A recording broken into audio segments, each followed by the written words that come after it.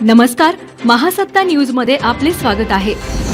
घराची वाटणी करण्याच्या वादातून मुलाने आई वडिलांची अत्यंत क्रूरपणे हत्या केली आहे।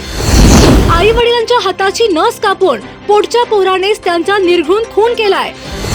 हातकणंगले तालुक्यातील हुपरी गावात काळजाचा थरकाप उडवणारी ही घटना समोर आली आहे। सुनील नारायण भोसले या हल्लेखोर मुलाने अत्यंत क्रूरपणे आई वडिलांना संपवलंय। या दुर्दैवी घटनेत नारायण भोसले आणि त्यांच्या पत्नी विजयमाला भोसले यांचा दुर्दैवी बळी गेलाय। आई वडिलांचा खून केल्यानंतर सुनील भोसले हा स्वतः हुपरी पोलीस ठाण्यात हजर झालाय। या थरकाप उडवणाऱ्या घटनेमुळे हातकणंगले तालुक्यासह जिल्ह्यात मोठी खळबळ उडाली आहे।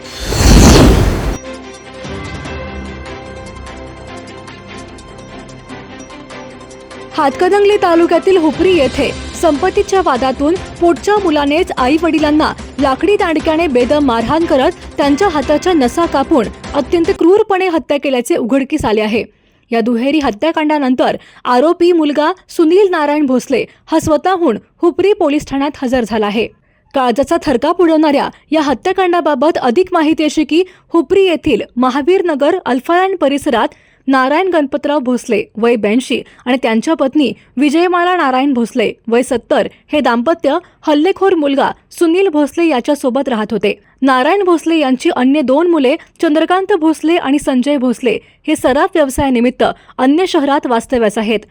हल्लेखोर सुनील भोसले याचे लग्न झाले असून त्याच्या विचित्र वागणुकीमुळे सुनीलची पत्नी 2 मुलांसह माहेरी बेळगाव येथे वास्तव्यास असते। घराची वाटणी पाहिजे म्हणून सुनील भोसले हा सातत्याने आई वडिलांशी भांडण काढत होता।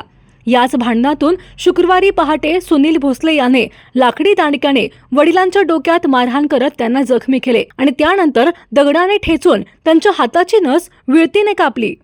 यावेळी आई विजयमाला या बाहेर विद्युत मोटर चालू करण्यासाठी गेल्या होत्या। त्या परत येताच सुनील भोसले याने त्यांनाही लाकडी दांडक्याने मारहाण करत विळतीने त्यांच्या हाताची नस कापून त्यांनाही ठार केले। संपत्तीच्या वादातून आई वडिलांना ठार केल्यानंतर सुनील भोसले याने थेट हुपरी पोलीस स्टेशन गाठून आई वडिलांचा खून केल्याची माहिती दिली। या घटनेमुळे संपूर्ण परिसरात मोठी खळबळ उडाली आहे। दरम्यान हल्लेखोर सुनील भोसले वास्तव्यास असलेल्या खोलीभोवती हळदी कुंकवाचा सडा पसरला असल्याने अमावस्ये दिवशी झालेल्या हत्याकांडाचा हा प्रकार अंधश्रद्धेतून झाला आहे का याची देखील पोलिसांकडून चौकशी सुरू आहे।